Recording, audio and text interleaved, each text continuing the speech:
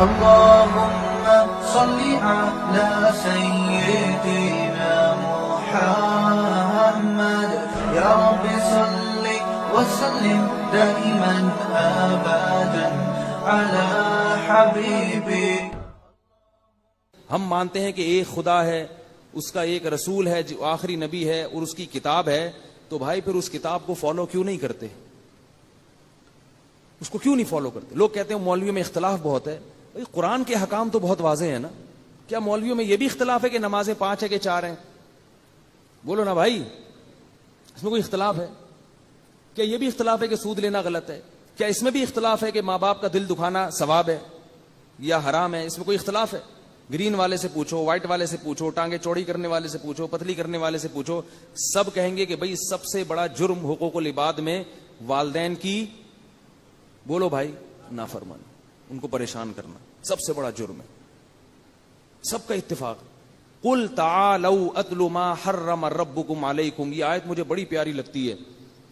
اللہ تعالیٰ ایسا معلوم ہوتا ہے کہ ہم لوگوں کے 15ویں صدی کے مزاج کو دیکھ کے نا اللہ نے یہ آیت نازل کی ہے. ویسے تو اس زمانے میں بھی فٹ تھی، آج اور زیادہ فٹ آ رہی ہے. ایسے جیسے ہم اختلافات کے بکھیڑوں میں پڑ کے نا پریشان ہو جاتے ہیں، یار کیا ہے پتہ نہیں کیا کرنا ہے، ٹانگیں یوں کرنی ہے کہ یوں کرنی ہے، ٹھیک ہے نا. ادھر جاؤ وہ بولتے زور سے آمین، وہ رفع الیدین وغیرہ نہیں کرنا، رفع الیدین وہ کہہ رہے یہ کرنا ہے وغیرہ. پھنس جاتا ہے انسان. پگڑی کون سی پہننی بھی ہے کہ نہیں پہننی، ٹوپی پہننی ہے یا کرانی ہے کسی کو، تو اتنی پریشانی ہو جاتی ہے انسان. اتنے فرقے بن گئے ہیں.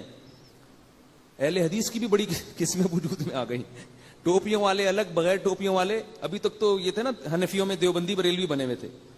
اہل حدیث میں کہا جاتا تھا نہیں، اہل حدیث میں بہت سارے بن گئے، ٹوپی والے، بغیر ٹوپی والے. پھر اہل حدیث میں بعض کہتے ہیں کہ عورتیں سمٹ کے نماز پڑھیں، اہل حدیث میں ایسے علماء ہیں. اور بعض کہتے ہیں نہیں، مردوں کی طرح پڑھیں. پھر جو بغیر ٹوپی والے ہیں ان میں بھی بہت نماز جنازہ کچھ زور سے پڑھتے ہیں، کچھ آہستہ پڑھتے ہیں، کچھ عجیب. تو پبلک اتنی پریشان ہوتی ہے کہ یار یہ دین کے مقتدا اور رہبر ہیں، کہاں لے کے جا رہے ہیں یار ہم. ٹھیک ہے آپ علماء کے پاس بیٹھ کے یہ مسئلے بھی حل کریں تاکہ حق تک پہنچے، لیکن یہ اتنے بڑے ایشو نہیں ہیں. یہ مسئلہ آپ کا حل نہیں ہوا تو جہنم میں نہیں اللہ پھینکے گا آپ کو اس بنیاد. سیکھیں تاکہ گمراہی کی طرف نہ جائیں، لیکن یہ اتنا بڑا ایشو نہیں ہے. بڑے ایشو کیا ہیں؟ قرآن کہہ رہا ہے قل تعالوا، اے نبی ان سے کہہ دو تعالوا، آؤ. کیسا پیارا اس انداز ہے. آؤ نتلو ما حرم علیکم ربکم، میں تمہیں اللہ کی آیات پڑھ کے سناتا ہوں جس سے پتا چلے گا کہ تمہارے پیدا کرنے والے نے کن چیزوں کو تم پہ حرام کیا ہے. کیسا اندھیب انداز ہے. تعالوا، آؤ آؤ میں بتاتا ہوں. چھوڑو ادھر ادھر نہ جاؤ، وہ ٹانگیں چوڑی، وہ پتلی، وہ زور سی، وہ آیا بھائی چھوڑو ادھر ادھر کہتے ہیں نا. جیسے کوئی بندہ پھنسا ہوا ہو نا، وہ گرین والا ادھر کھینچ رہا ہو، دوسرا ادھر، اور کوئی مولوی صاحب دور کھڑے تماشا دیکھ رہے ہو، پریشان ہو، یار یہ بیچارہ کنفیوز ہو رہا ہے. تو کہتا نا یار ادھر، کہتا نا ادھر ادھر میں تجھے بتاتا ہوں، زیادہ چکر میں نہیں پڑ تو بھائی یہ 2-4 کام کر لے. بالکل یہی انداز ہے اللہ کا. اے نبی ان سے کہہ دو تعالوا، آؤ. تعالوا جو ہے نا یہ بڑے احترام سے جب کسی کو کہا جاتا ہے آئیے، تشریف لائیے. عربی میں ایک لفظ ہے ایتی، ایتی کا مطلب آ جا، ادھر پڑھا پڑھ اتھے آ. اور تعالوا تشریف لائیے، آئیے، آؤ ہم تمہیں بتاتے ہیں کہ تمہارا رب کن چیزوں کو تم پر کیا کر رہا ہے، حرام کیا. اللہ تشرکو بہ شیئا، سب سے پہلے اللہ کے ساتھ کسی کو شریک مت کرنا. یا اللہ مدد چلے گا، یا رسول اللہ مدد قبول نہیں ہے. نہیں ہے، بس چھوڑ دو. اپنے مولوی لوگ جو تمہیں کہہ رہے ہیں نا یا رسول اللہ مدد ہونا چاہیے، ان کے فلانے مہاجر مکی نے لکھ دیا تو فلانے نے لکھ دیا، وہ ہمارے اکابر نے لکھا ہے. مشکل کشا اس معنی میں نہیں لکھا مشکل کشا کہ اللہ نے ان کو اختیارات دیے ہیں. مشکل کشا اس کو بھی کہہ دیا جاتا ہے بعض دفعہ کہ وہ آپ کی کوئی مشکل بیٹھ کے حل کر دے، اور اس لفظ کو پکڑ کے بیٹھ کے کہ حاجی امداد اللہ مہاجر نبی مکی نے بھی مشکل کشا لکھا ہے. وہ بھائی وہ اس معنی میں نہیں لکھا. اگر اس معنی میں لکھتے کافر ہو جاتے اور ہم ان کو اپنے بزرگوں کی فہرست سے نکال دیتے. جو مشرک ہے وہ تھوڑی بزرگ ہوتا ہے. لیکن جو شریعت کی بات ہے، جو قرآن کہہ رہا ہے، وہ اس کو دیکھو کہ اللہ کے ساتھ کسی کو دعا میں شریک مت کرو. اس پہ تو 2 رائے ہیں نہیں. اس میں تو اللہ نے پیغمبروں کے والدین کو نہیں معاف کیا. بھائی ہم اور آپ کس کھیت کی مولی ہیں؟ تو صرف اور صرف مدد کس سے مانگنی ہے؟ آپ بریلوی بن کے رہو، ہمیں کوئی اشکال نہیں. آپ کو میں بریلوی ہوں، کچھ نہیں ہوتا بریلوی کہنے سے. آپ کو میں دیوبندی ہوں، کچھ نہیں ہوتا. آپ کو میں اہل حدیث ہوں، کچھ نہیں ہوتا اس سے.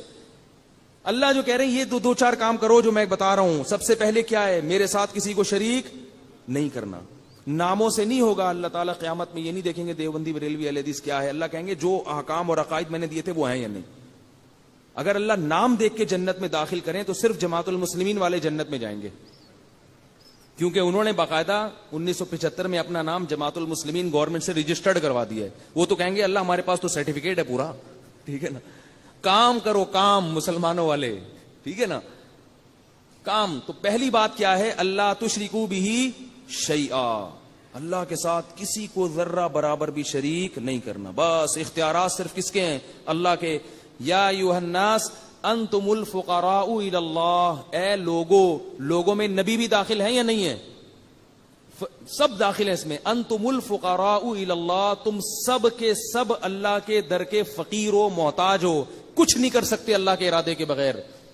انبیاء بھی اس میں داخل ہیں. انبیاء تو اور زیادہ تواضع کے ساتھ دنیا میں زندگی گزارتے ہیں. قرآن میں کتنی جگہ اللہ نے اپنے نبی صلی اللہ علیہ وسلم کو بھی تنبیہ کی ہے کہ اگر آپ بھی سیدھے راستے سے ہٹے تو آپ کو اللہ کے عذاب سے کوئی نہیں بچا سکتا.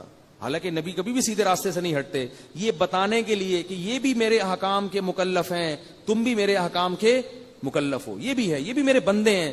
تبھی ہم جب کلمہ پڑھتے ہیں اشہد ان لا الہ الا اللہ وحدہ لا شریک لہ واشہد ان محمدا عبدہ ورسولہ. دیکھو کیسا عجیب کلمہ ہے. عبد کا لفظ پہلے ڈال دیا, رسول کا لفظ بعد میں. بندے ہیں, غلام ہیں اللہ کے, اس کے بعد ہیں رسول. یہ ہمارے کلمے میں یہ لفظ اس لیے ڈال دیا تاکہ ہمارے اندر وہ شرک نہ پھیلے جو عیسائیوں میں پھیل گیا تھا. اور آگے فرمایا ولا تشرکوا بہ شیئا وبالوالدین احسانا. اور دوسرا حکم کیا دیا؟ والدین کے ساتھ اچھا سلوک. احسان پتہ ہے کسے کہتے ہیں؟ خدمت کو نہیں کہتے. احسان کا مطلب ہے کہ جتنا ان کا حق بنتا ہے اس سے زیادہ کیا جائے. احسان کہتے ہیں کسی بھی چیز کو بہت ہی اچھے طریقے سے کرنا. جیسے حدیث میں آتا ہے نا, نماز میں احسان کیا ہے کہ ایسے عبادت کرو جیسے استحضار ہو کہ اللہ تمہیں دیکھ رہا ہے. تو ہر چیز کو بہت عمدہ طریقے سے کرنا. مفتی طارق مسعود صاحب کے بیانات سننے کے لیے youtube.com/مفتی طارق مسعود کو سبسکرائب کریں. اور اگر آپ لائیو ویڈیو کو کبھی بھی مس نہیں کرنا چاہتے ہیں تو سبسکرائب کرنے کے بعد بیل آئیکن پہ کلک کرنا مت بھولیں. جزاک اللہ.